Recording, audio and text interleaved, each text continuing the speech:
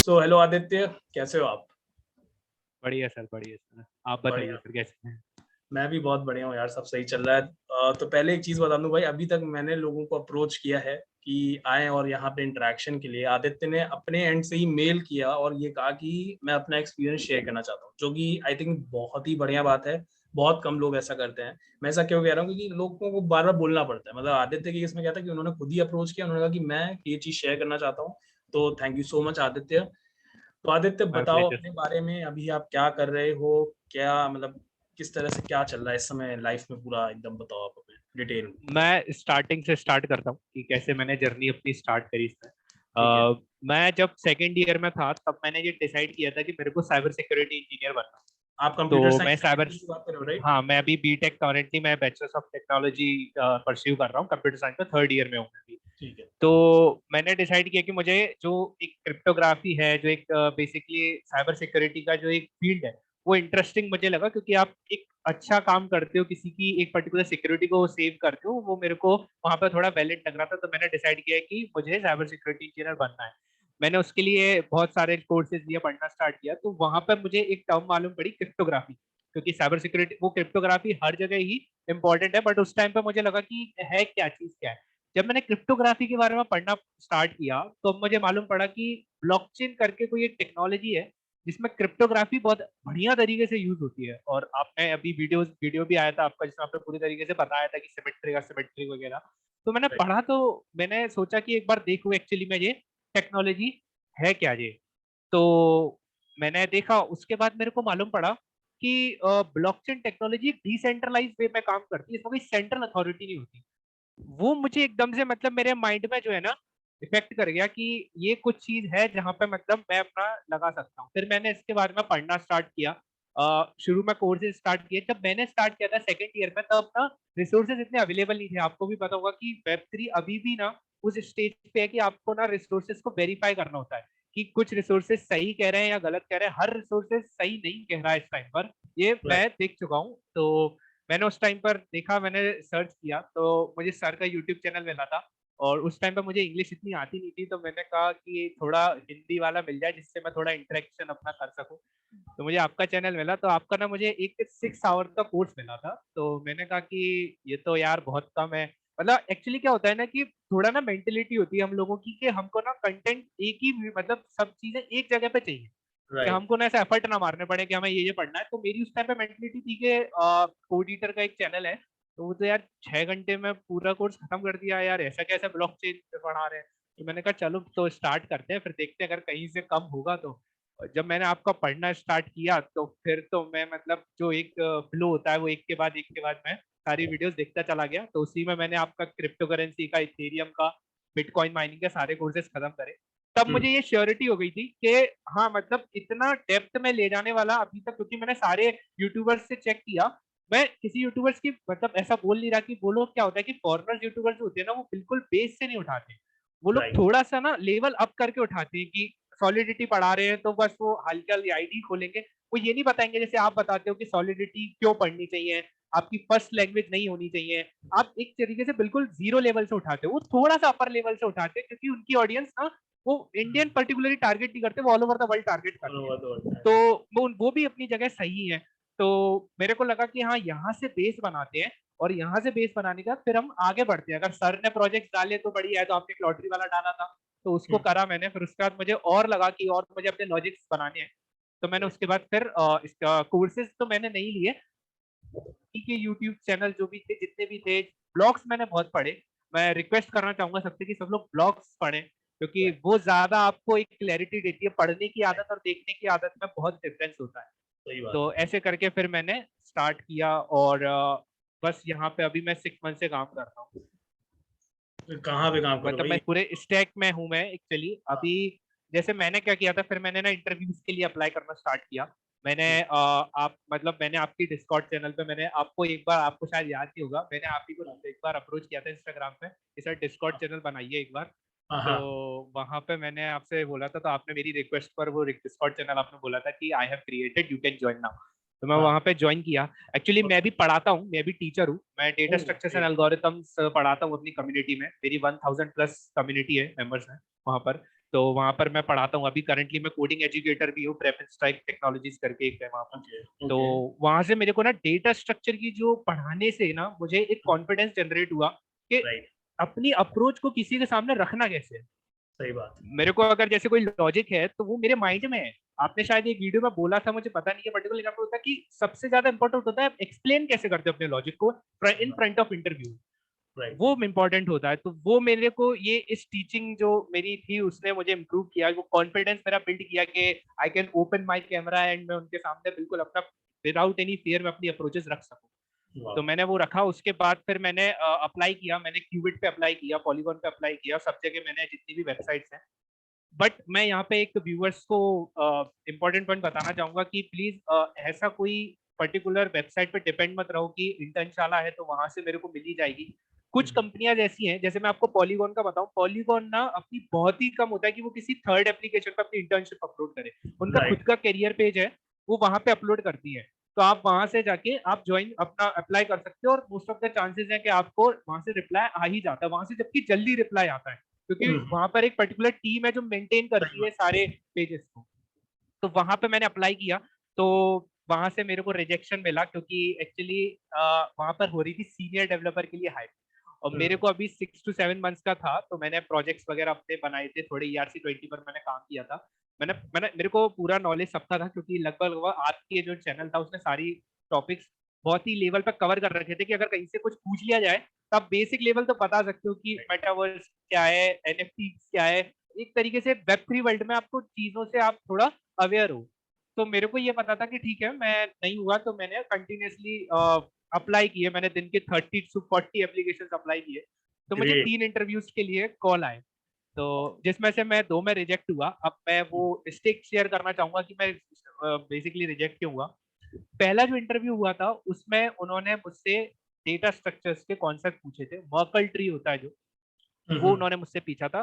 तो मैंने उनको बताया था, बट कुछ चीजें ऐसी थी क्योंकि वो मेरा पहला इंटरव्यू था, तो थोड़ा सा मैं ना मतलब घबरा सा गया था कि कैसे जवाब देना है, क्या देना है, किस तरीके से बोलना है, कितना बोलना है, ये भी मैटर करता है। कुछ चीज पूछी जा रही है तो कुछ ऐसा नहीं है कि आप जैसे आपको पूछा जा रहा है कि व्हाट इज इथेरियम, तो आप बिल्कुल शुरू से स्टार्ट कर रहे हो कि भाई ऐसा है, बिल्कुल एक पॉइंट टू पॉइंट जवाब देना है। तो वहां पर मैं बहुत सारी चीजें एक्स्ट्रा बोल गया था कि मुझे, जैसे मैं उन्हें ये बता रहा था कि मुझे तो बहुत कुछ आता है, मैं ज्ञानी बैठा हूँ यहाँ पर।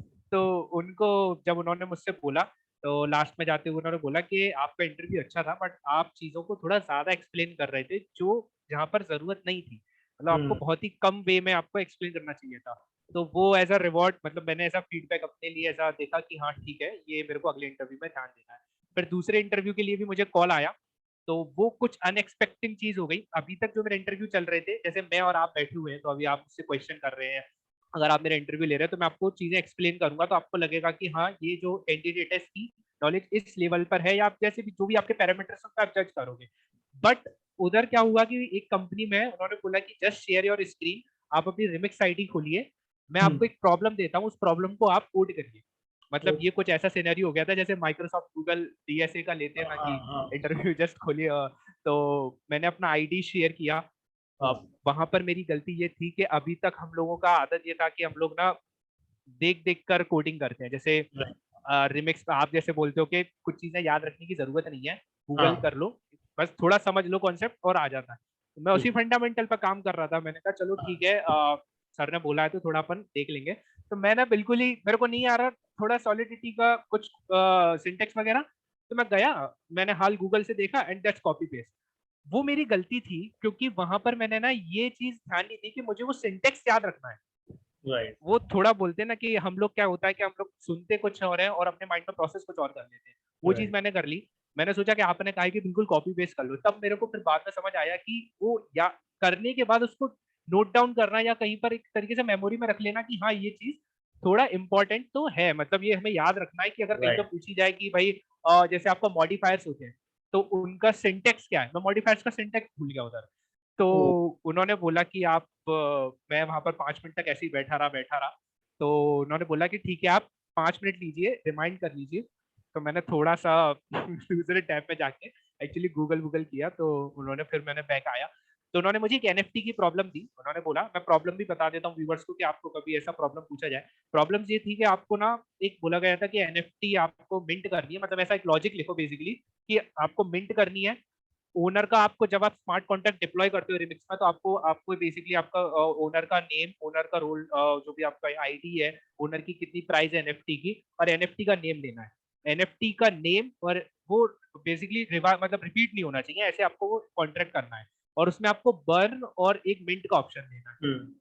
मैंने कॉन्सेप्ट मुझे पता थे, बट मैंने उसको इम्प्लीमेंट नहीं किया था प्रैक्टिकली। तो ये मैंने पहले ही उनको डिफाइन कर दिया था। एक चीज और है कि आपको जो भी आता है ना, आप शुरू में एक्चुअली उन्होंने 30 मिनट्स तक तो मेरी बेसिक नॉलेज टेस्ट करी कि स्मार्ट कॉन्ट्रैक्ट्स क्या होते हैं, एथेरियम क्या होते हैं। बेजेंटाइन फॉल्ट टॉलरेंस के ऊपर उन्होंने कम से कम 20 मिनट तक डिस्कशन किया मेरे ऊपर कि हमको बताओ कि एक्चुअली में आप क्या समझते हो ये बेजेंटाइन फॉल्ट टॉलरेंस से, इसका क्या कंसेंसस का क्या रिलेशन है, क्या है। तो आपने बताया था कि जो अटैक्स है वो उनकी परसेंटेज कम है, like this is 51%, this is 66 something. तो वो और बोल रहे कि और बताओ, और बताओ। तो मैंने कहा सर, मुझे जहाँ तक पता है वो इतना ही है, क्योंकि कुछ टॉपिक मैंने ना बस ज्यादा ट्राई नहीं किया था पढ़ने का। मेरे को आपने बेजेंटाइन आपकी वीडियो से मैंने पढ़ा था, उसके बाद मैंने फिर कहीं पढ़ा ही नहीं। बाकी हालांकि जो इथेरियम वगैरह जो थे वो तो डेवलपमेंट करते करते हम सीख जाते हैं, बट कुछ थ्योरेटिकल टॉपिक होते हैं जो एक बार पढ़ लिया तो हमको पता है कि अच्छा ठीक है, बेजेंटाइन फॉल्ट से ये होती है और इसमें ये चीजें होती हैं। मैंने उनको बता दिया। उसके बाद उन्होंने मुझसे 50 मिनट का तकरीबन ये इंटरव्यू चला था, 1.5 आवर तक। तो उसके बाद उन्होंने मुझसे लास्ट में जाके बोला कि आप ये जो असाइनमेंट है, मैं लगभग लगभग 70% तक कोड कर चुका था। 30% मेरा अभी वो जो बर्न वाला कॉन्सेप्ट था वो नहीं चल पा रहा था, वो रन नहीं हो पा रहा था, तो कुछ एरर्स आ रही थी। तो उन्होंने मुझे बोला कि आप घर पे इसको कर लीजिए, 2 दिन लीजिए, 2 दिन बाद आप मुझे कांटेक्ट कर लीजिए। वो इंटरव्यूअर बहुत अच्छे थे। मुझे अभी तक जितने इंटरव्यूअर मिले उन्होंने ऐसा कुछ नहीं कहा कि मतलब आपको ये नहीं आता, कोई भी नहीं कहता है। बड़ा चिल होता है। थोड़ा हम ही एक्चुअली हाइपर हो जाते हैं कि भाई अगर गलत बोल दिया तो कुछ हो ना जाए। बहुत चिल होते हैं वो, आराम से आपको हिंट भी कर देंगे। तो उन्होंने कई बार, जैसे एक मेरे से गलती हो गई थी कि मैंने ना काउंट वेरिएबल था वो 0 से इनिशियलाइज कर दिया था, जबकि मुझे पता था कि सॉलिडिटी में ऑलरेडी एक आपका इनिशियलाइजेशन 0 से होता है। उसमें आपने भी बताया कि गार्बेज वैल्यू होती नहीं है। उन्होंने भी ये बोला कि आप इसको इनिशियलाइज करो 0 से। उन्होंने मुझे ना टेस्ट करना चाहा कि बेसिकली ये इसको बेसिक कंसेप्ट भी पता है कि नहीं। तो उन्होंने बोला कि आप इसको 0 से इनिशियलाइज करो। मैंने 0 से इनिशियलाइज कर दिया। 5 मिनट्स बाद उन्होंने बोला कि एक बार आप फिर से रिमाइंड कीजिए कोड को, एक बार रीड करिए और इसमें एक छोटी सी गलती है उसको पता करिए। मैंने थोड़ा सा 5 मिनट्स लगाया। मैंने कहा सर ये काउंट इज इक्वल टू 0 है, सॉरी सर ये। बोले मैं यही चेक करना चाह रहा था कि आपका बेसिक कंसेप्ट आपको आते हैं। तो वो ये चीज बहुत छोटी छोटी छोटी चीजें बहुत मैटर करती है, इफेक्ट डालती है। फिर भी उन्होंने मेरे को सेकंड बेसिकली उन्होंने मुझे ट्राई वो दिया कि आप आ सकते हो। बट मैं गया नहीं एक्चुअली। मैं फिर मेरा मतलब थोड़ा सा मूड ऑफ हो गया था कि यार अभी और पढ़ना बाकी है। हम सोचते हैं कि हमें बहुत कुछ आ रहा है, बट थोड़ा और पढ़ना है। तो फिर मैं आपकी वीडियोस पे आया। फिर मैंने दोबारा से सारे के सारे, अब तो मैंने कहा प्रेजेंट टाइम टॉलरेंसेस का मैं पेपर पढ़ूंगा, जो वाइट पेपर है जो भी है उसको मैं ढंग से पढ़ूंगा कि एक्चुअली कहीं पूछ ली जाए तो मैं बोल सकूँ। तो मैंने पहले आपसे बेसिक कॉन्सेप्ट पढ़े, फिर मैं गूगल पे गया। तो ये चीज तो है कि अगर आप ये सोचोगे कि मुझे एक वीडियो से सब कुछ मिल जाए, वो सफिशियंट नहीं होता। आपको अगर कुछ चीज ज्यादा चाहिए होती है तो आपको कहीं ना कहीं सर्च करना पड़ता है, गूगल करना ही पड़ेगा। ठीक है, अगर आपके अंदर वो बोलते हैं एक फायर होती है कि हाँ मुझे और जानना है, एक हर चीज के पीछे वाई लगता है कि ये चीज क्यों हो रही है। तो वो चीज फिर मुझे उस इंटरव्यू के बाद समझ आ गई थी कि जब तक एक चीज की डेप्थ में मतलब ना पहुंच जाए कि हाँ अब वाई खत्म हो गया, अब वाई का कोई आंसर नहीं है इसके बाद, तो वहां पर रुक जाना है। तो मैं वो पढ़ा। उसके बाद मैंने प्रोजेक्ट्स बनाए मैंने, और अपनी स्किल्स को, अपने रिज्यूमे को बहुत ज्यादा वो किया कि बोलते हैं एनहेंस किया कि मैंने स्किल्स वगैरह को बताई। उसके बाद फिर मैंने 15 डेज रुक के मैंने तसल्ली से मैंने फिर इंटरव्यू के लिए, मैंने फिर इंटर्नशिप के लिए अप्लाई किया। तो मैंने फिर इंटर्नशिप के लिए दोबारा से वही 20-30 एप्लीकेशन अप्लाई की, जिसमें से अभी एक कंपनी है उसने मुझे, that is a London based company, तो उन्होंने मुझे कॉल किया कि आपका एक टेलीफोनिक इंटरव्यू है। तो जिसमें उन्होंने मुझसे बेसिक क्वेश्चंस पूछे कि भाई ब्लॉकचेन क्या है।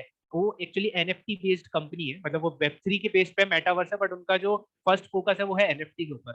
तो मैंने उनको एनएफटीज के बारे में बताया। मैंने पढ़ रखा था, मुझे ये मालूम था कि अभी कंपनीज ना एनएफटीज हुई और ये मेटावर्स हुई, इन पे ना बहुत ज्यादा फोकस हो रहा है। स्मार्ट कॉन्ट्रैक्ट तो इनका एक बेसिक लेवल है, on the top of it हम इन चीजों को बिल्ड करते हैं।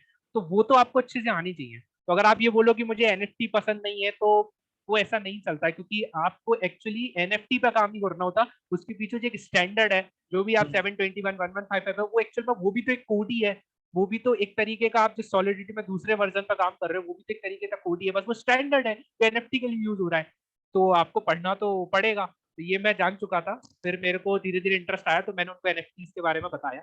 मेरा फर्स्ट राउंड क्लियर हुआ। राउंड 1 में उन्होंने बोला कि ठीक है आपका बेसिक से, अभी हमारे राउंड 2 भी होगा। राउंड 2 में ना, ये थोड़ा इंटरव्यू थोड़ा अलग था एक्चुअली, इन्होंने ना राउंड 2 में मुझसे ना मेरे प्रोजेक्ट्स का डिस्क्रिप्शन मांगा।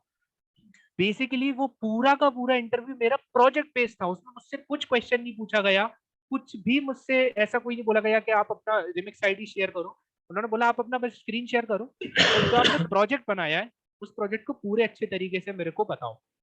मैंने प्रोजेक्ट बताया उनको पूरा।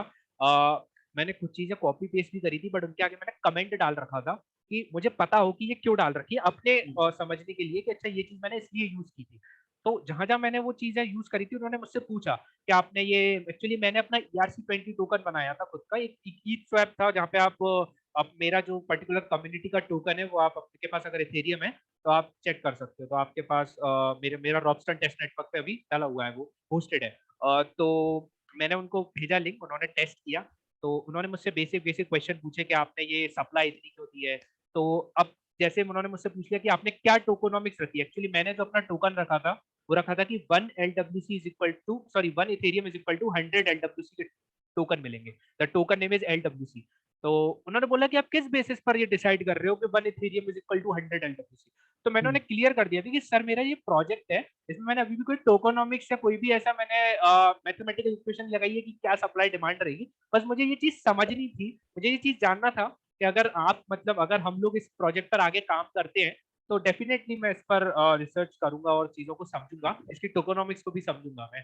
तो उनसे ऐसा नहीं बोलना है कि नहीं मेरे को तो टोकोनॉमिक्स में इंटरेस्ट ही नहीं है, मेरे को तो कोडिंग में इंटरेस्ट है, तो वो थोड़ा एक नेगेटिव इम्पैक्ट डालता है। तो मैंने बोला सर मैं डेफिनेटली ट्राई करूंगा चीजों को समझने का, अभी बस अभी के लिए तो मैंने ऐसी बस डाल दिया है कि ऐसा।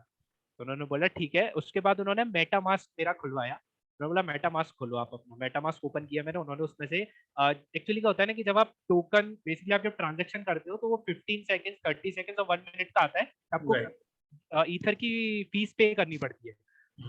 तो उन्होंने ना मुझसे पूछ लिया कि ये आप क्या कर रहे हो, आप ये 30 सेकेंड से 50 सेकेंड ला रहे हो, आप ज्यादा गैस फीस पे कर रहे हो। तो उन्होंने पूछा ये मुझे कॉन्सेप्ट समझाओ क्या कर रहे हो। तो मैंने ना पूरा फिर एक जो आपका माइनिंग पूल का कॉन्सेप्ट था जो आपने बताया था कि ईथर जो होते हैं वो ट्रांजेक्शन, अगर जैसे जो हमारे माइनर्स होते हैं वो ट्रांजेक्शन फीस के बेसिस पर वहां से हम लोग, वहां से क्या होता है कि ट्रांजेक्शन उठाते हैं। तो मैंने उनको वो पूरा कंसेप्ट समझाया कि सर ऐसा ऐसा होता है, after the basis of transaction fees आपको उठाते हैं, अगर आप जितना ज्यादा ट्रांजेक्शन फीस बढ़ाएंगे उतना ज्यादा आपका माइनिंग जो होता है वो जल्दी हो जाता है। तो मैं 15 सेकंड इसलिए दे रहा हूँ कि मेरे को ज्यादा ईथर पे करने में कोई प्रॉब्लम नहीं, क्योंकि वो टेस्ट थे। तो उन्होंने बोला ओके ठीक है। उन्होंने फिर मैंने पूरा प्रोजेक्ट समझाया, 20 मिनट्स का था मेरा पूरा। मैंने बोला अब मुझे लगा कि कुछ होगा भैया, स्क्रीन शेयर कराएंगे या वही रिमिक्स वाला होगा सीन, मैं पूरा तैयार था। उन्होंने बोला बस ठीक है आपका इंटरव्यू ओवर होता है, आपको राउंड 3 के लिए बता दिया जाएगा, लेकिन अभी के लिए तो इतना ही है। तो 2 लोग थे, तो उनमें से बस उन्होंने पूछा कि आप कहाँ काम करते हैं, डाओ वगैरह के बारे में पूछा उन्होंने। एक्चुअली मैं ना सोलाना सुपर टीम डाओ, तो मेरा एक फ्रेंड है वो सोलाना डेवलपर है, तो वो सुपर टीम डाओ का मेंबर है। तो उन्होंने को डाओ के वगैरह कुछ पूछा था कि आप क्या जानते हो, तो मैंने डाओ के बारे में बेसिक बता दिया था कि ये होता है। फिर उन्होंने राउंड 2 के बाद मेरे को कॉलेज में कॉल आता है कि राउंड 3 आपका फिक्स हो गया है। तो मेरे को ये तो लग गया था कि चलो, मतलब एक तरीके से लगता है कि राउंड 3 आ गया है तो अब थोड़ा जोर मारना, अब तो कुछ भी हो जाए लेके रहनी है। और एक तो बाहर की थी, और मेरा जो फोकस शुरू से था कि इंडिया में जो अभी बेसिकली ब्लॉकचेन डेवलपर्स की सप्लाई डिमांड है ना, वो मेरे अकॉर्डिंग अभी ना थोड़ी सी कम है एज कम्पेयर टू अगर हम ऑल ओवर द वर्ल्ड देखें। उधर जो इनकम है, जो सैलरी है, वो इतनी वे में पे नहीं कर पा रहे लोग, क्योंकि अभी ना इंफ्रास्ट्रक्चर को ही समझने में टाइम लग रहा है लोगों को। अभी भी अगर मैं अपने कॉलेज में से उठाऊं तो मतलब मेरी ब्रांच में से मैं ही हूँ अकेला जो ब्लॉकचेन में अभी काम कर रहा हूँ, शायद ही एक दो हो जिससे ना मिलाऊं, वो एक्सेप्शनल है। तो मैंने अपना बेसिकली जो अपना प्रोजेक्ट होते हैं कॉलेज के जो सेमेस्टर वाइज मिलते हैं, उसमें भी मैंने अपने सर से एप्लीकेशन वगैरह सर से रिक्वेस्ट कर करके, सर प्लीज मुझे ब्लॉकचेन का प्रोजेक्ट दे दो, मैं अकेला कर लूंगा, कोई नहीं है। कह रहे अकेला करना पड़ेगा, कोई नहीं आएगा, कोई टीचर मदद नहीं करेगा, क्योंकि कोई जानता ही नहीं है, गाइड कौन करेगा। मैं कहा सर आप मुझे किसी भी टीचर में डाल दो, मेरे को बस प्रोजेक्ट दे दो आप। तो उन्होंने, मेरे मेंटर बहुत अच्छे थे, तो उन्होंने बोला कि ठीक है मैं एप्लीकेशन वगैरह लिख के दे दो आप, मैं आपको करवा देता हूँ। मैं करवा दिया, मेरा प्रोजेक्ट हो गया पूरा, मैंने सबमिट करा था। तो उसके बाद उसी के जस्ट 1-2 दिन बाद ही वही प्रोजेक्ट मेरे पास मैंने दिखाया और वहां से कॉल आ गया था कि आपका राउंड 3 हो गया है। राउंड 3 था मेरा को फाउंडर्स के साथ। ओके। क्योंकि एक्चुअली स्टार्टअप में ना मैं ये बहुत अच्छी चीज मानता हूँ कि स्टार्टअप में ना आपको हिरार्की कम होती है, तो आप ना कांटेक्ट डायरेक्टली एक हायर अथॉरिटी से कर सकते हो अगर आपको प्रॉब्लम होती है। ये मैं अभी भी अपना प्रेप इंस्टा जो मेरी यहाँ पर मैं भी टीचिंग करता हूँ बेसिकली पार्ट टाइम में, डिस्कॉर्ड सर्वर पे ही पढ़ाता हूँ उनके। तो वहां पर अगर कोई भी प्रॉब्लम है, मैनेजर्स है, तो आप डायरेक्टली कांटेक्ट कर सकते हो कि सर मुझे ये दिक्कत है। अगर कोई नहीं है, बट ना हिरार्की एक्चुअली बड़ी बड़ी कंपनियों में बहुत होती है कि आपको पहले मैनेजर के एसडी के पास जाना है, फिर SDM super senior development manager है, फिर आपका मैनेजर है, फिर सुपर मैनेजर है, ऐसे करके ऊपर जाता है। तो वहां से मेरे पास कॉल आया, देन मैंने इंटरव्यू दिया। तो को फाउंडर्स और फाउंडर्स जो बेसिकली थे वो उनका राउंड बस इतना था, वो मेरी बस सॉफ्ट स्किल्स जानना चाह रहे थे कि आप इंग्लिश में कितना फ्लुएंट वगैरह है। क्योंकि वो बोल रहे थे कि हमको क्लाइंट से बात करनी पड़ेगी, तो आपको कई बार क्लाइंट के साथ भी इंटरेक्ट करना पड़ेगा। वो बोले हम लोग ज्यादातर टाइम क्लाइंट के साथ क्या बोलते हैं इन्वेस्ट करते कि भैया हमको क्या क्या रिक्वायरमेंट्स। तो मैंने कहा ठीक है सर, कोई प्रॉब्लम नहीं है, अगर कहीं लैग भी करूंगा तो मैं आई विल मैनेज इट, कि मैं सीख लूंगा चीज़ों को। तो मेरा तकरीबन 30 मिनट्स तक चला। उसके बाद भी उन्होंने ना, मतलब उन्होंने पूछा बेसिकली आप एनएफटीज में क्या है। एक उन्होंने बहुत अच्छा क्वेश्चन पूछा था, वो व्यूवर्स के साथ शेयर करना चाहता हूँ। वो क्वेश्चन ये था कि एनएफटीज जो है ना, एनएफटीज आप क्या समझते हो, मतलब एनएफटीज का अभी जो यूज हो रहा है वो, उनका ये क्वेश्चन था कि एनएफटीज का यूज हो रहा है वो अभी सही तरीके से हो रहा है, मतलब इसका रियल पोटेंशियल अभी है। तो मैंने ये क्वेश्चन, मैंने एक्चुअली ये मैंने ना बहुत पहले ही एक मेरे माइंड में क्वेश्चन उठा था कि एनएफटीज जो अभी mutant app, mutant I don't know वो क्या नेम है उसका, म्यूटेंट याच ऐप क्लब है जो भी है, जो वो मंकीज एंड गोरिल्लास की इमेजेस को बनाता है एंड ऑल। तो साइबर पंक्स वगैरह हैं। तो मैंने बस देखे हैं, मैंने ज्यादातर देखा नहीं। तो मैंने बोला सर मुझे तो अभी नहीं लगता है, क्योंकि एनएफटीज आप भी जानते हैं क्षितिज सर की एनएफटीज अभी ना बहुत अर्ली स्टेज पे है। अभी इनका जो रियल यूज है, जो अभी एक्चुअल में आपने बताया है कि ड्राइविंग लाइसेंस है, जो टिकट्स है, जो अभी ब्लैकमेल, जो ब्लैक में टिकट्स वगैरह होती हैं वो सब होती है, मैच के टिकट्स हैं, ये बहुत सारे यूजेस हैं जो अभी आना बाकी है। और मैंने ये लिंक्डइन पेज पे भी पढ़ा था जब एक्चुअली मैं आपको एक शेयर करना चाहता हूँ, एक बहुत छोटा सा किस्सा है 2 मिनट के लिए, कि मैं ना एनएफटीज और जो कॉपीराइट्स होते हैं उनमें डिफरेंस मैं देख रहा था। तो मैं बहुत कंफ्यूज था कि एक्चुअल में कहाँ से, मैंने आपकी वीडियोस भी देखी, तो उसमें भी मुझे आपका कुछ मेरे को पता चल गया था बेसिक इतना है, लेकिन मेरे को लग रहा था अभी भी कुछ ना अंदर है कि मुझे क्लैरिटी नहीं मिल पा रही है कि एक्चुअल में जो एक, अगर कोई मुझसे आके पूछ ले, कोई बच्चा आके मुझसे पूछ ले कि भैया ये कॉपीराइट और इसमें क्या अंतर है, मैं तो कॉपीराइट जानता हूँ, अब मुझे ये बताओ एनएफटीज कैसे डिफरेंट है। तो वो बेसिक लेवल की अंडरस्टैंडिंग मुझे नहीं मिल पा रही थी। तो मैंने बहुत सारे ब्लॉग्स पढ़े, और एक मतलब रात के कुछ 1:30 AM या 2 के आसपास हो रहा था, मैं और मेरा एक फ्रेंड है, कम्युनिटी डिस्कॉर्ड में बैठे थे हम लोग। तो डिस्कॉर्ड में बैठे बैठे हम लोग डिस्कस करें, और हम लोग पहुंच गए यूएस के जो एक्ट होता है कॉपीराइट का, हमने उसको पढ़ा पहले। हमने उसको जाना कि एक्चुअल में कॉपीराइट एक्ट है क्या। तो हमने ये देखा कि कॉपीराइट एक्ट अच्छा ये है, मोनालिसा की जो सब लोग एग्जांपल देते हैं ना कि मोनालिसा की पेंटिंग आप नहीं ले सकते, ले सकते, वो उसके पीछे रीजन क्या है। तो वो रीजन यही है कि कॉपीराइट एक्ट आपका बेसिकली ये बोल देता है कि आप बहुत सारी चीजें हैं कि आप उसको ना, जैसे आपका एप्पल है, अब अगर आपने किसी के लिए ना पैसा दिया है और अगर आप उस पेंटिंग को खरीद रहे हो, तो आपके पास राइट्स है कि आप ना उसको जला सकते हो, आप उसको डिस्ट्रॉय कर सकते हो, क्योंकि आपने उसका पैसा दिया है, लेकिन आप उसकी डुप्लीकेट नहीं बना सकते। राइट। तो इसलिए ना अगर मोनालिसा की पेंटिंग को अगर किसी ने खरीद भी लिया, this is my point of view, कि मैंने जो उस आर्टिकल को समझ के जो मैंने समराइज किया, कि वो अगर खरीद भी लिया, अगर किसी ने उसको कल को डिस्ट्रॉय भी कर दिया ना, तो कोई भी केस नहीं होगा, क्योंकि कॉपीराइट एक्ट ये कहता है कि आप उस चीज को डिस्ट्रॉय कर सकते हो। यूएस के जो बेसिकली आपका जो ऑफिशियल गवर्नमेंट का जो एक्ट है, उसमें उन्होंने साफ साफ वर्ड्स में लिख रखा है। तब मुझे मालूम पड़ा कि अच्छा ये डिफरेंस है, और एनएफटी ये है, एनएफटी कॉपीराइट से अलग है। बिल्कुल ऐसा नहीं है कि लोग समझते हैं कि कॉपीराइट है, बहुत अलग डिफरेंस है। बट जो उसकी फंक्शनैलिटी है, जो एक सिमिलैरिटी हमको दूर से देखने में लगती है, वो ये है कि कॉपीराइट है। बट जब आप डेप्थ में पढ़ोगे चीजों को, जब समझोगे, तो एक ओनरशिप प्रोवाइड करती है। तो वो मैंने उनको बहुत अच्छे से एक्सप्लेनेशन दिया था कि ऐसा ऐसा है, और अभी भी इसका जो रियलिटी में जो फेज है वो अभी भी डिस्कवर करने में टाइम लगेगा। तो मैंने उनको पूरा बताया, तो वो बोले कि हम भी, और कोइंसिडेंटली मुझे लास्ट में जाके पता पड़ा कि वो भी इसी मोटिव को लेके अपनी कंपनीज को, मतलब कंपनी उनकी जो वो बिल्ड हो रही है, कि हम लोग भी एनएफटीज का रियल यूज को फाइंड कर रहे हैं, जो मैंने उन्हें बताया। तो वो एक बोल सकते हैं कि कोइंसिडेंट हो गया कि मेरे थॉट्स और उनकी जो कंपनी के विजन थे वो मे बी सेम से कहीं ना सिमिलर हो गए। तो हाँ। वहां पे फिर उन्होंने बोला कि आप जा सकते हैं। तो मैं फिर ये मीटिंग लीव किया। फिर मेरे को थोड़ा लग रहा था कि कौन मतलब ऐसा लग रहा था कि हाँ इंटरव्यू तो सही गया है, तो हो तो जाना चाहिए। तो मैंने फिर से उनको 2 दिन बाद रिप्लाई नहीं आया, तो मैंने अपने मैनेजर को कॉल मतलब मैसेज किया कि सर कोई रिप्लाई है, तो बोलते हैं आपको मंडे को मिलेगा।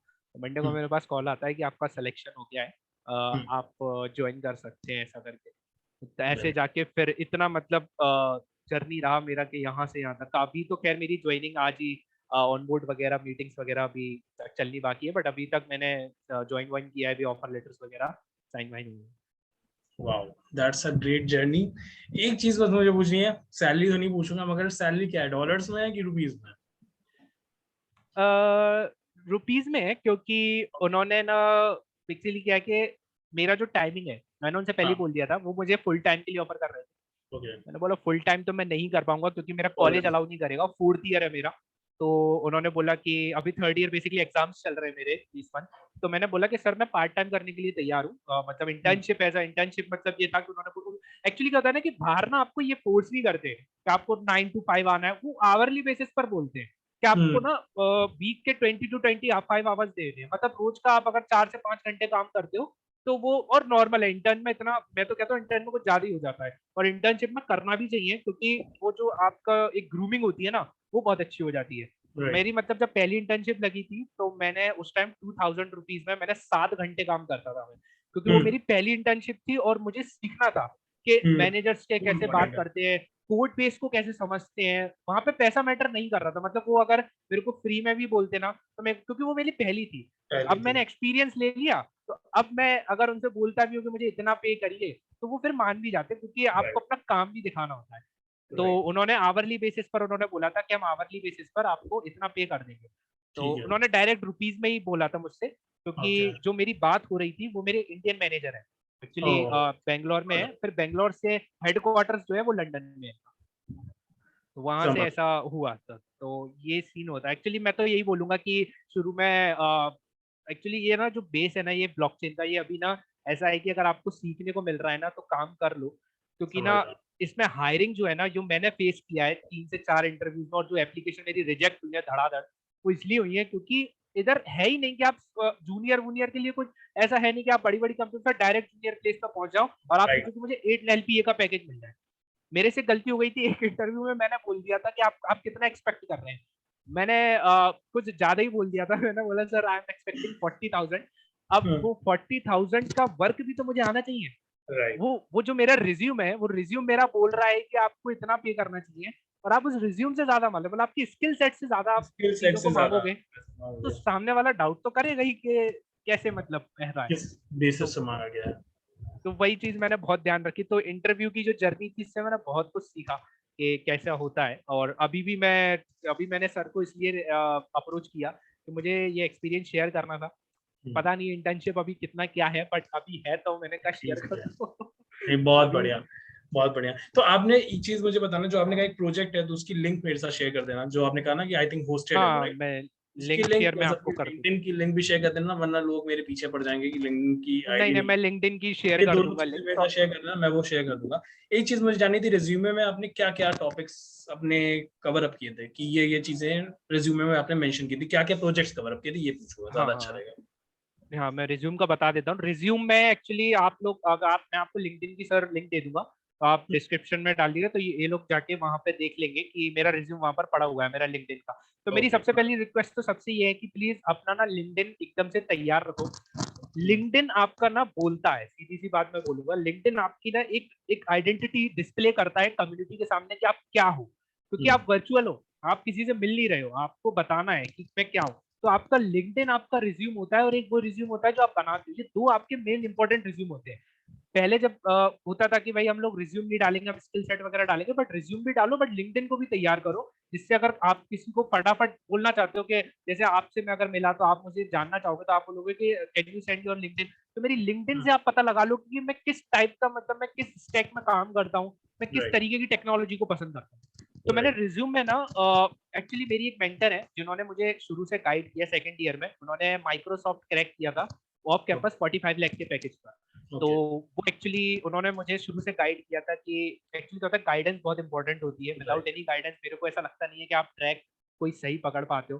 तो वो गाइडेंस कुछ भी हो सकती है, कोई पर्सन नहीं, आप लिंक्डइन पे जाके देख सकते हैं, हमारी डिस्कॉर्ड कम्युनिटी है कोडिटर की, वहां से गाइडेंस ले सकते हैं, मैं भी वहां पे लाइक रहता हूँ आप एक्टिव, तो आप पूछ सकते हो। बट गाइडेंस जितना हो सके ना लेने के बाद इम्प्लीमेंट करना इंपॉर्टेंट होता है। हम लोग क्या इम्प्लीमेंट नहीं करते, तो वो जो मुझे बताती गई, तो मेरा उन्होंने कम से कम रिज्यूम 15 टाइम्स उन्होंने रिजेक्ट किया है। मतलब मैं ये चेंज करता था तो फिर उन्होंने बोल दिया। तो फॉर्मेटिंग सबसे पहले तो आपकी एजुकेशन जो है वो आपका होना चाहिए कि आप क्या एजुकेशन डाल रहे हो।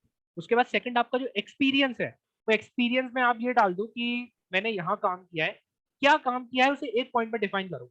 ये नहीं बोल रहा कि आप प्रोजेक्ट पूरा दिखा दो, क्योंकि आप एनडीए साइन करते हो तो आप ज्यादा नहीं बता सकते उस प्रोजेक्ट के बारे में, बट आप ये बता दो कि जैसे मैंने किस स्टेक पे काम किया, मैंने क्या काम, मैंने ये नहीं पूछा क्या काम किया, बस एक लाइन में, जैसे मैंने जो काम किया था अपनी फर्स्ट इंटर्नशिप में, उसमें मैंने स्क्रैपर्स पे काम किया था, तो मैंने उसमें लिख दिया कि मैंने स्क्रैपर्स पे काम किया है, ये मैंने स्टैक यूज करे। ऐसे करके मैंने 3 एक्सपीरियंस अपने दिए। उसके बाद मैंने जो प्रोजेक्ट्स दिए, प्रोजेक्ट्स में मैंने बहुत गलतियां करी प्रोजेक्ट में, जिससे मेरा रिज्यूम, बेसिकली जो रिज्यूम राउंड होता है उसमें ही रिजेक्ट हो जाता था। उसमें प्रॉब्लम मैंने ये करी कि मैंने जो अपना रिज्यूम बनाया था वो मेरा था वेब 2 प्लस वेब 3। एक मेरा कोई फोकस नहीं था कि मेरे को वेब 3 वाला रिज्यूम बनाना है। मैंने कहा कि थोड़ा सा एक्सपीरियंस मेरे पास वेब 2 का है, थोड़ा सा वेब 3 का है, नहीं हुआ तो कहीं बीच में तो घुस ही जाएंगे। तो मैंने कहा चलो ठीक है दोनों रखते हैं। बट वो ना कुछ गलत इम्पैक्ट डाल गया। और मेरी जो कम्युनिटी है वो कम्युनिटीज में मैंने लोगों से इंटरेक्ट किया, कुछ फॉरनर्स ब्लॉकचेन डेवलपर थे, उनसे मैं मिला।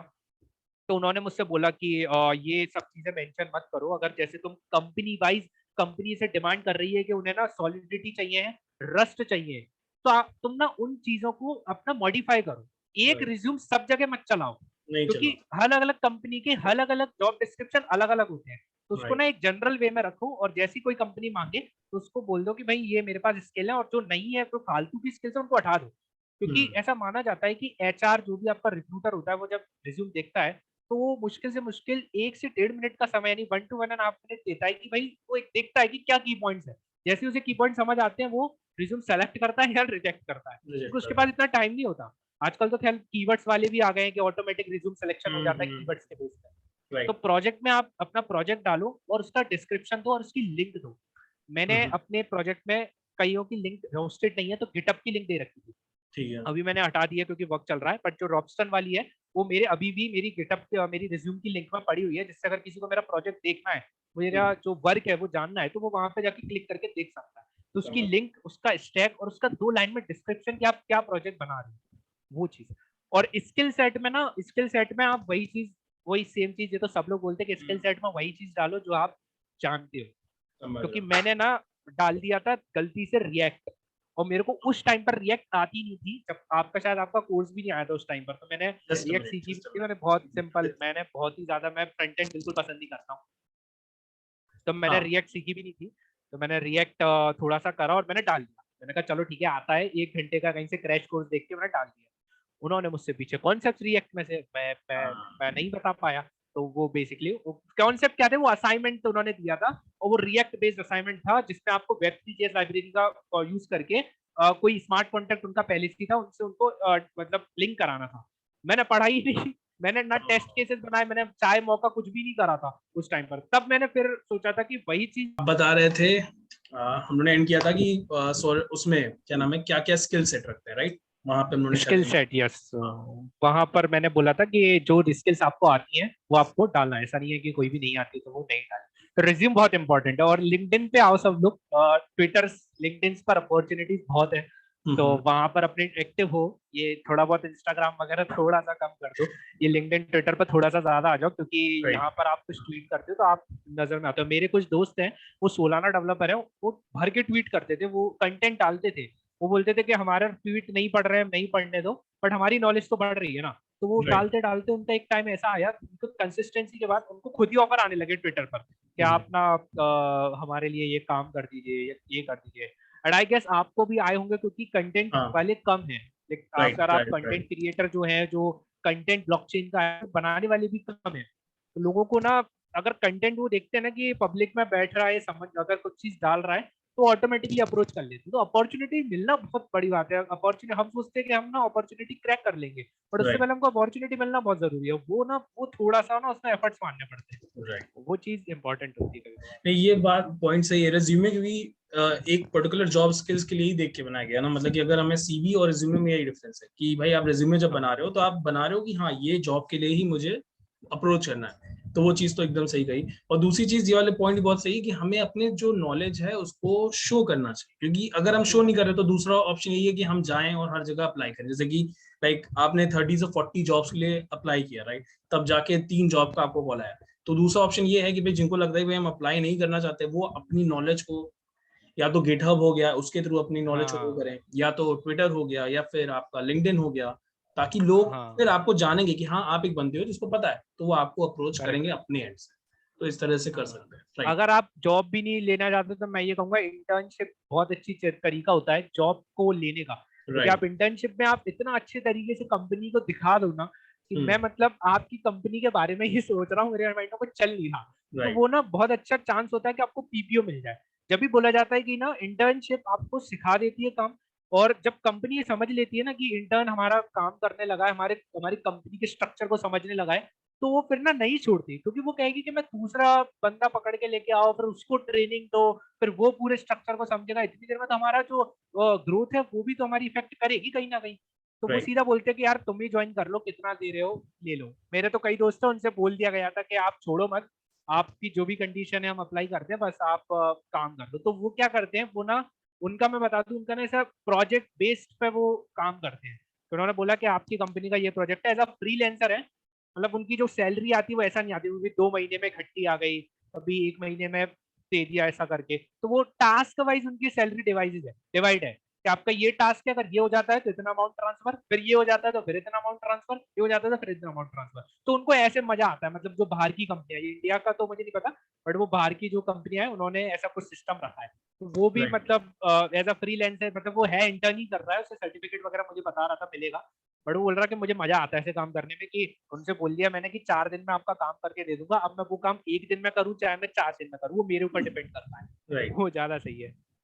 नहीं, सही बात है। और मैं कहता हूँ अगर उस जगह जॉब नहीं भी लगती है एज एन इंटर्न, कोई दिक्कत की बात नहीं, क्योंकि आपके पास जब स्किल्स हैं तो आप कहीं ना कहीं ऐसे भी जॉब स्किल्स है, अप्लाई हाँ। इजिली कर सकते हो। द इम्पोर्टेंट थिंग इज कि पहले लर्निंग पे होना चाहिए फोकस, फिर अर्निंग पे। बट डेफिनेटली फिर जहाँ पे अर्निंग पे। आपकी लगता है कि फाइनेंशियली थोड़ा आप इतने अनस्टेबल हो, उस केस में डेफिनेटली थोड़ा आपको ध्यान देना ही पड़ेगा इस जगह पे। मगर अगर आपके पास है इतना फाइनेंशियल वो कि भाई मैं अभी थोड़ा रह सकता हूँ, उस केस में तो मैं यही कहूंगा कि पहले लर्निंग पे फोकस करो, फिर साइड में अर्निंग का करेक्ट। आप देख लें।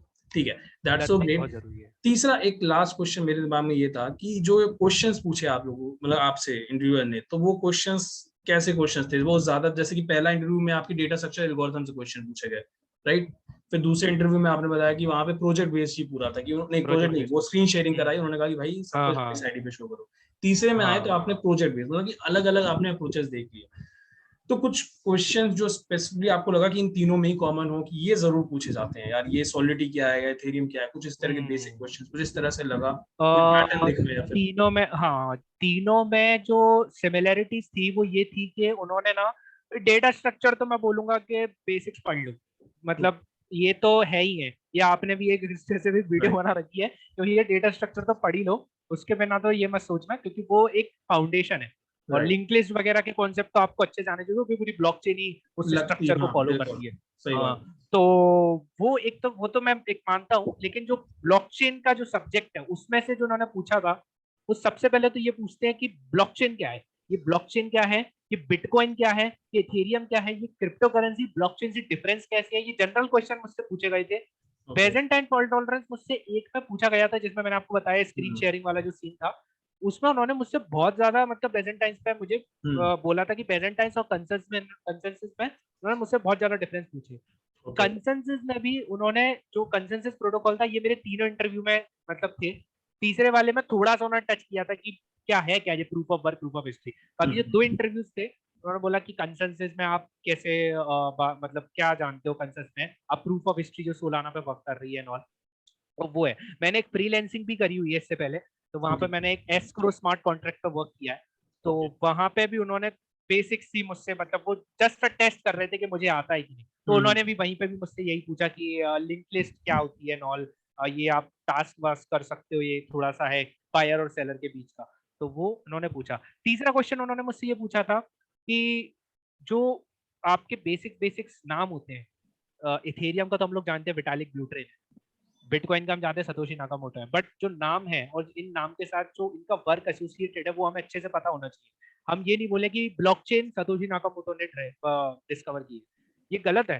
तो आपको ये बिल्कुल क्लियर रखना है कि ब्लॉकचेन बहुत पहले आया हुआ कॉन्सेप्ट है, ये आपने भी बोला, और जो सतोशी नाकामोटो ने उनका यूज करके बिटकॉइन की एप्लीकेशन उन्होंने बनाई है, बिटकॉइन एक एप्लीकेशन बनाई है ब्लॉकचेन की, कि भाई ये हम इसको ऐसे यूज कर सकते हैं। तो जो नाम है वो आपको पता होना चाहिए, क्योंकि मैंने क्या कर दिया था, मैं बोल रहा हूँ मैंने पहले इंटरव्यू में इतनी गलतियां करी कि मतलब कोई बोलेगा भाई तू इतना कर कैसे सकता है, लेकिन मैंने कर दी। तो वो मैं बता जब भी मैं इसका एक्सपीरियंस शेयर कर रहा हूँ कि वो मैंने बोल दिया कि सतोशी नाकामोटो ने ब्लॉकचेन डाली, मतलब ब्लॉकचेन इन्वेंट करी है। उन्होंने बोला आर यू श्योर, मैंने कहा yes sir I am sure, वो कॉन्फिडेंस मेरा इतना ज्यादा था। उन्होंने बोला ठीक है। फिर मतलब उन्होंने तो लास्ट में जाके कुछ बोला नहीं, बट फिर बाद में जब मैंने थोड़ा सा एनालाइज किया, बोला यार वो पहले बार में ही धजिया उड़ा ली मैंने अपनी पूरी इंटरव्यू की। तो सही फिर बात मैंने है। वो अच्छे से याद करा कि एक्चुअली में क्या है। और जो नेटवर्किंग के कॉन्सेप्ट है, जो पीयर टू पीयर नेटवर्क है, मुझसे एक हाँ बहुत अच्छा मुझे एक इंटरव्यू एक्सपीरियंस में पढ़ रहा था ब्लॉकचेन का ही इंटरव्यूज, तो वहां पे मुझे एक कॉमन मिले, मेरे से नहीं पूछे गए बट वो कॉमन थे, जो 8 इंटरव्यूज में लगातार पूछे गए थे, जो अलग अलग कंपनीज के थे, कि डिस्ट्रीब्यूटेड, डिसेंट्रलाइजेशन, और ये हम्म। तुम्हारा जो पीयर टू पीयर नेटवर्क है और जो सेंट्रलाइज सर्वर है, इन सब में तुम्हें अच्छी नॉलेज होनी चाहिए कि डिसेंट्रलाइज क्या है, सेंट्रलाइज क्या है, डिस्ट्रीब्यूटेड क्या है, तुम्हारा जो पीयर टू पीयर नेटवर्क क्या है, ये सब इनके ही पार्ट है, सेंट्रलाइज सर्वर की वर्किंग क्या होती है, ये सब तुम्हें नेटवर्किंग के जो बेसिक कॉन्सेप्ट है वो पता होना चाहिए। राइट। और आखिरी क्वेश्चन, क्रिप्टोग्राफी। क्रिप्टोग्राफी। वो तो मतलब आपका एकदम उसमें कोई डाउट होना ही नहीं चाहिए, क्योंकि हम्म। वो अगर डाउट है तो आप फिर, मेरे को नहीं लगता फिर आप कोडिंग भी कैसे एक्चुअल में आप इम्प्लीमेंट, क्योंकि आपका प्राइवेट की और पब्लिक की इतनी सेंसिटिव होती है, तो आपको हम्म। इनके बारे में पता होना चाहिए कि इनका कहाँ यूज होता है, किस चीज को मुझे शो करना है, किस चीज को नहीं करना है। तो वो कभी कभार वो पूछ लेते हैं कि भाई आप क्या क्रिप्टोग्राफी से क्या जानते हो, प्राइवेट की क्या है, पब्लिक की क्या है, असिमेट्रिक सिमेट्रिक, ये सब क्या मतलब है आपको, तो इसी पे ही वो कई बार बट लपेट देते हैं। फनी बात ये है कि मैंने इस पे एक पूरा वीडियो बनाया क्रिप्टोग्राफी इन ब्लॉकचेन करके, मगर उसको लोगों ने देखा ही नहीं। लोगों को लगा कि मैं कुछ ऐसे ही पढ़ा रहा हूँ। हाँ और वो आपने मैं पूछा, बेसिक सर्वे आपने भी वो, पूछा। हाँ मैंने सर्वे भी किया, मैंने कहा क्यों नहीं किया, तो कह रहे कि लग रहा है ये पूछा नहीं, मतलब उनको लगा कि ये इंटरेस्टिंग टॉपिक नहीं है। मैंने कहा भाई कुछ कह नहीं सकते, अब उसके लिए क्या करें, वो मगर आपने देख रहा है। एडवांस की प्लेलिस्ट में डाला है हाँ सबकी। मैंने सब बोला है कि क्रिप्टोग्राफी एकदम वीडियो बनाया मैंने, पाइथन से बताया कि क्या है कैसे हुआ करता है, मगर आधे लोगों ने देखा नहीं, पता नहीं क्या सोच के कि उनको लगा कि क्रिप्टोग्राफी से कोई लेना ही देना नहीं ब्लॉकचेन, वो सिर्फ ऊपर क्रिप्टोग्राफी ऊपर से पढ़ के जाना चाह रहा है। सो क्रिप्टोग्राफी तो गिराया। मतलब बेसिक्स है, ये तो ऐसा देख, कुछ क्वेश्चंस ऐसे होते हैं ना जो बस देखा और लगा कि यार ये तो है, मतलब ये तो राइट। ऊपर ही रखे हैं बिल्कुल। तो मुझे सही तो वो बात। क्रिप्टोग्राफी ऊपर ही रखा था कि भाई क्रिप्टोग्राफी तो नहीं भी पूछा जाए तो भी मैं पढ़ूंगा, क्योंकि हम्म। क्योंकि अगर कहीं मुझसे पूछ लिया गया कि तुम ब्लॉकचेन पर काम कर रहे हो तो मैं क्रिप्टोग्राफी नहीं पता कि वो सही किस बात है। बेस, अब वो बोले हमसे, मुझसे एक बार ऐसी मैं कम्युनिटी में एक सेशन ले रहा था, आई थिंक आप भी वहां पर इनवाइटेड थे, क्रॉस नोट कम्युनिटी जो थी आपकी, हाँ आपने हाँ वहां पे हाँ। सेशन लिया था शायद। तो वहां पे जब मैंने सेशन एंड करा था, तो वहां पे मेरे पास बाद में जब मैसेजेस आए, जब बात मेरे डिस्कॉर्ड पर कि ये क्रिप्टोग्राफी मतलब ये ज्यादा इंपॉर्टेंट है, या फिर ऐसे आपने मुझसे क्वेश्चन पूछा था कि जो आपका डेटा होता है ब्लॉकचेन में वो सारे नोड्स पर होता है, तो वो क्या सबको दिखता है, तो अब ये हम्म। कैसे समझाओगे, ये कैसे समझाओगे कि वो नहीं दिखता है। वो तो वो इनक्रिप्टेड अब होता आपको है। उसे आई इंक्रिप्टेड होता है, वो इंक्रिप्टेड डिक्रिप्टेड कैसे होता है, वो साइफर टेक्स्ट क्या, राइट। सब ये क्रिप्टोग्राफी का ही तो पार्ट है, ये सब चीज है, प्राइवेट की पब्लिक की, कैसे आप दिखा रहे हो, तो उसको क्रिप्टोग्राफी तो तुम्हें समझानी पड़ेगी, नहीं तो वो सीधा सीधा बोल देगा तुम्हारी ब्लॉकचेन बेकार है, तुम्हारी सही बात ब्लॉकचेन में तो डेटा दिख जाता है सबका, है, डेटा दिख तो रहा है उसे सब। बताना पड़ेगा। क्योंकि राइट। वो थोड़ा मतलब आर्ग्यूमेंट चल रहा था उस टाइम पर मेरा और उनका सर का, तो हम्म। वो बता रहे थे, थोड़े से मेरे सीनियर तो बोल रहे थे कि ऐसा नहीं होता आदित्य यार। मैंने उन्हें फिर क्रिप्टोग्राफी समझा, मैंने कहा सर देखिए ये ऐसा ऐसा होता है, ये ऐसे ऐसे जाता है, अब आप देखिए वहां, तो बोले हाँ अब मैं थोड़ा क्लैरिटी है कि क्लियर ये हो सही रहा है। है। राइट। क्रिप्टोग्राफी की मदद से आप चीजें समझा सकते हो, मेरे को ऐसा सही लगता बात है, है। तो तो जो जो लोगों को ब्लॉकचेन मेनली है, डाउट है मतलब क्रिप्टोग्राफी का इन्वॉल्वमेंट तो है ही, एक क्रिप्टोग्राफी है, P2P नेटवर्किंग है, P2P यही सारे नेटवर्क। कॉन्सेप्ट्स को मिला के ही पूरी ब्लॉकचेन वर्क कर रही है, तो उसमें तो कोई वही नहीं। सही है। तो मेरे तो वाइवा हाँ। में भी एक्चुअली सर को पता था कि ब्लॉकचेन आती है, तो उन्होंने वाइवा मेरा डेटा एनालिटिक्स का था, उन्होंने हाँ। मुझसे क्वेश्चन कई बार मुझसे उन्होंने ब्लॉकचेन के पूछे, मतलब ब्लॉकचेन में भी ऐसे पूछे उन्होंने कि मुझे बताओ ये डिस्ट्रीब्यूटेड नेटवर्क तुम जो लगाते हो ब्लॉकचेन में वो क्या हम्म। है, हम्म। डिसेंट्रलाइज नेटवर्क क्या है, डिस्ट्रीब्यूटेड नेटवर्क क्या है। मेरा वाइवा डेटा एनालिटिक्स का था सर, बट मेरा जो पूरा का पूरा टाइम उन्होंने 30 मिनट्स में से 20 मिनट्स उन्होंने डिस्कशन मेरा ब्लॉकचेन पर करा। ब्लॉकचेन पे उन्होंने बस मुझसे ब्लॉकचेन पर करा। मतलब मेरा जो वाइवा एक्चुअली आप जानते हैं कि बहुत स्पेसिफिक होता है कॉलेजेस में। हाँ सही मेरे बात कॉलेज में उन सर वो जानना चाह रहे थे कि एक्चुअली ये क्या है, ये कैसे तुम काम कर रहे हो। फिर उसके बाद आधे के मिनट उन्होंने मुझसे फिर अपने सब्जेक्ट का मुझसे क्वेश्चन पूछा। समझ तो मतलब ये भी है कि आपको ना तैयार रहना है कि बेसिक राइट कंसेप्ट कहीं पे भी पूछ लिए ना तो हाल बता दो कि ये होता है ऐसा। सही बात। ओके आदित्य, बहुत अच्छा लगा, इतना कुछ शेयर किया, लाइक थैंक यू सर। बहुत बढ़िया चीजें थी। बस अब एक लास्ट क्वेश्चन, मतलब एक लास्ट पॉइंट पे एंड करना चाहूंगा कि कोई एक इम्पोर्टेंट मैसेज जो आप शेयर करना चाहो व्यूअर्स के साथ कि हाँ ये चीज डूज हैं, ये चीज डोंट्स है, कोई भी एक ऐसी चीज दिमाग में हो इस टाइम पे। मैं बिल्कुल शेयर करना चाहूंगा। मैं हमेशा अपने जो मैं जिनको बेसिकली पढ़ाता भी हूँ या फिर मेरे जो सीनियर्स है जो मुझे बताते हैं वो यही कहते हैं लास्ट में जाके कि ये जो वेब3 वर्ल्ड है ना ये इवॉल्विंग वर्ल्ड है। इसमें अभी चीजें इवॉल्व हो रही हैं, इसमें अभी चीजें डेवलपिंग फेज में, ये कोई डेवलप्ड नहीं है। यहाँ पे आप जो भी नॉलेज ले रहे हो, जो भी रिसोर्सेज को फॉलो कर रहे हो, उसको ब्लाइंडली फॉलो मत करो। राइट मैंने अभी एक वीडियो देखी, I don't wanted to take that YouTube channel name, that particular blog name, but वो उन्होंने ना, आपको पता होगा डाओ, आपने बताया है कि डाओ जो हुआ था, बेसिकली जो डाओ अटैक। का हुआ था जिसमें उन्होंने डाओ अटैक किया, डाओ अटैक जो हुआ था जिसमें ना उन्होंने क्या बोला, उन्होंने बोला इथेरियम की ब्लॉकचेन में फॉल्ट, जबकि ओके उसके स्मार्ट राइट, कॉन्ट्रैक्ट में फॉल्ट स्मार्ट था। और कॉन्ट्रैक्ट में फॉल्ट फॉल्ट, भी कुछ नहीं था, वो एक लूप, एक एक बेसिकली लूप, हाँ जगह थी हाँ जहाँ लूप होल था। वो आपने भी बताया कि हैकिंग का मतलब ये नहीं होता कि वो कुछ एक मतलब आपका घुस जाते हैं या फिर कुछ करते हैं, वो बस उन लूप होल्स को कवर करते हैं जो आपने एज अ डेवलपर तौर पर कवर नहीं करे, राइट आपने एक तरीके से नहीं देखा, तो वो उसका यूज कर लेते हैं उनके लिए। और वहां से वो बस एक तरीके से मानते एक होल है जिसमें से वो सारा का सारा जो ऊपर वाटर है वो निकलता चला जाता है, बस एक होल काफी है स्मार्ट कॉन्ट्रैक्ट में।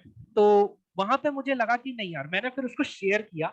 मैंने ये बोला कि देखो ये है, इसको प्लीज ब्लाइंडली फॉलो मत करो। तो लास्ट मैसेज यही है कि जो भी आप फॉलो कर रहे हो, जो भी आप अगर आप कोड ईटर्स की भी वीडियोस देख रहे हो तो आप देखने के बाद उसको जानो, राइट वेरीफाई करो। आप राइट मेरे पे भी ब्लाइंडली फॉलो मत करो कि मैं जो बोल रहा हूँ, अच्छा आदित्य ने बोल दिया कि क्रिप्टोग्राफी आती है तो अब जाके सब लोग क्रिप्टोग्राफी की वीडियो देख रहे हैं और वही कर रहे हैं। समझो क्यों पूछी जा रही है, इसके पीछे रीजन क्या है, right.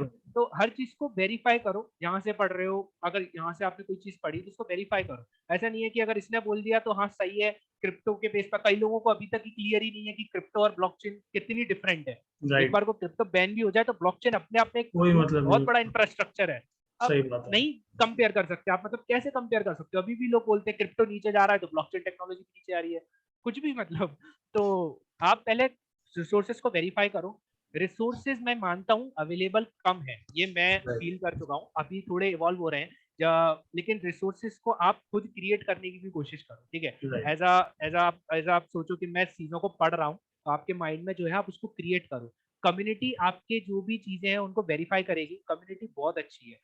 Blockchain community, Web3 community इतनी सपोर्टिव है। आप डिस्कॉर्ड पे आओ, आप कम्युनिटीज में ज्वाइन करो, ट्विटर्स के हैंडल्स ज्वाइन करो जहाँ राइट पर थ्रेड्स में बातें चलती हैं, ट्विटर स्पेसेस होते हैं, वहां पे आप ज्वाइन करो, वहां पे लोग हेल्प करेंगे आपकी। वहां पे राइट आप बोलोगे कि मैंने ये ब्लॉग लिखा है, जरा इस पर एक बार रिव्यू कर दो, तो रिव्यू करके आपको बताएंगे कि ये सही है कि नहीं। तो एज अ क्रिएटर माइंडसेट से भी सोचो कि जैसे मैं हूँ तो मेरा ये पूरा मैंने सर को इसलिए अप्रोच किया क्योंकि मेरे एक फ्रेंड ने बोला कि यार तू क्षितिज सर से बोल दे कि मतलब मेल कर दे कि वो तेरा इंटरव्यू एक्सपीरियंस कैसे ऑर्गेनाइज हो जाएगा, तो शेयर हो जाएगी। क्योंकि ना मुझे ये नॉलेज ना शेयर करनी थी, मैं अपनी कम्युनिटीज में भी शेयर कर चुका था, बट मेरे को कहीं ना कहीं था कि अभी ना कहीं लैग है चीजों में कि जहाँ पे मुझे ना ये चीजें पहुंचानी है। तो राइट जितना हो सकता है उतना मैं कंट्रीब्यूट करना चाहूंगा और मैं करूंगा जब तक मेरे को ये वेब3 वर्ल्ड पसंद है।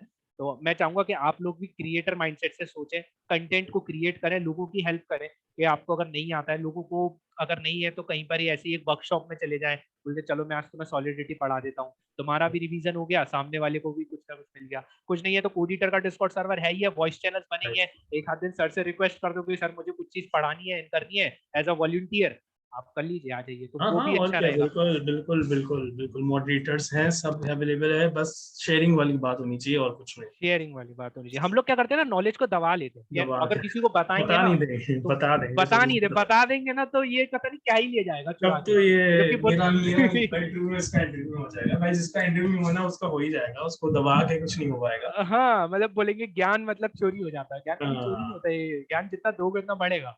लोगों को बोलते ये कि लगता नहीं है ना कि यार। मैं अपने दोस्त को बता दूंगा, कहीं उसका हो गया हाँ मेरा नहीं हुआ तब क्या होगा। वो, हाँ, और ये उसके मैक्सिमम चक्कर में सब केसेस में चल होता जाता है, है।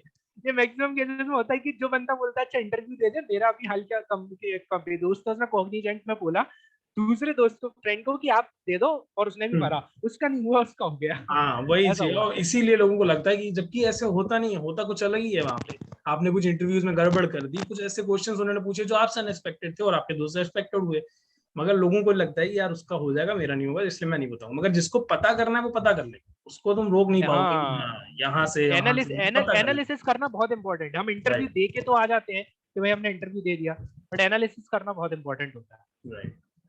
चलो ठीक है Aditya, thank you so much. तो इस थैंक यू सेशन सर, के थैंक लिए यू एंड करते हैविंग मी हैं। हियर। और भाई मैं इनकी लिंक्डइन की लिंक, गिटहब की लिंक और जो भी प्रोजेक्ट है सारी चीजों की लिंक डिस्क्रिप्शन में पूरी तरह से शेयर कर दूंगा, वहां से आप लोग जाके इसको एक्सेस कर सकते हो। आदित्य से बात करो, इनका भी डिस्कॉर्ड कम्युनिटी है इनकी, उसकी भी लिंक मैं नीचे शेयर कर दूंगा, अगर आपको भी डेटा स्ट्रक्चर एल्गोरिथम या फिर आदित्य से गाइडेंस में इंटरेस्टेड हो तो उसको भी आप ज्वाइन कर लो, और इनके साथ आप डायरेक्ट 1-to-1 जैसे भी उनके सर्वर पर सारी चीजें होती है उसके साथ आप बात कर सकते हो। ठीक है आदित्य, तो इस मीटिंग को एंड करते हैं, मिलते हैं हम लोग फिर जरूर सर। किसी नेक्स्ट टाइम जब आप एक नई जॉब के लिए जाओगे और फिर इस बार करोड़ों का मिलेगा। ठीक है। I am waiting for new courses also sir. हाँ हाँ यार, बस इस वीक में ही आएंगे, आपको कोशिश है, बस अब सोलाना पे वर्क चल रहा है, सोलाना वाला ही आने वाला है, उसके बाद फिर फ्यूचर सोलाना में पे बिजनेस। बहुत लोगों को कंफ्यूजन है कि राइट सोलाना राइट। पर काम करें या इथेरियम पे काम करें। हाँ तो इसीलिए रस्ट मैंने डाल दिया, एक आइडिया देने के लिए, रस्ट प्रोग्रामिंग लैंग्वेज, क्योंकि रस्ट क्या है बहुत ज्यादा फिर पढ़ाने लगता है ना तो बहुत बड़ी लैंग्वेज है, तो इसलिए अभी उसका एक छोटा सा आइडिया मैंने दे दिया ताकि लोगों को अगर आइडिया लग गया तो अपने आप से थोड़ा रिसर्च करेंगे, हो जाएगा, फिर सोलाना ब्लॉकचेन पे वो आ सकते हैं। सोलाना पे हाँ मेरा मानना तो यही है कि इथेरियम पहले अच्छे से हाँ, वो एक्सप्लोर करो। तो सीधी सी हाँ बात है, सोलाना इथेरियम जाओ, इज आई थिंक वो वो है आधे आधे बेस हो पैर गया। रख के चलने का कोई मतलब नहीं हाँ है कि हाँ, आधा वो तो यहाँ भाई पे चल रहा है कंपनी, आधा वहाँ जिस तरह की कंपनी से लोग ज्वाइन करने चाहें वो तो इनके ऊपर है, वो तो पे। कुछ नहीं कह सकते, बट इथेरियम की तो नॉलेज होनी चाहिए। ठीक है इथेरियम फिर की नॉलेज। आदित्य, ठीक है सर। चलते हैं, ओके सर। मिलते हैं, ठीक ठीक है, भाई, thank you bye sir. Bye. Thank you.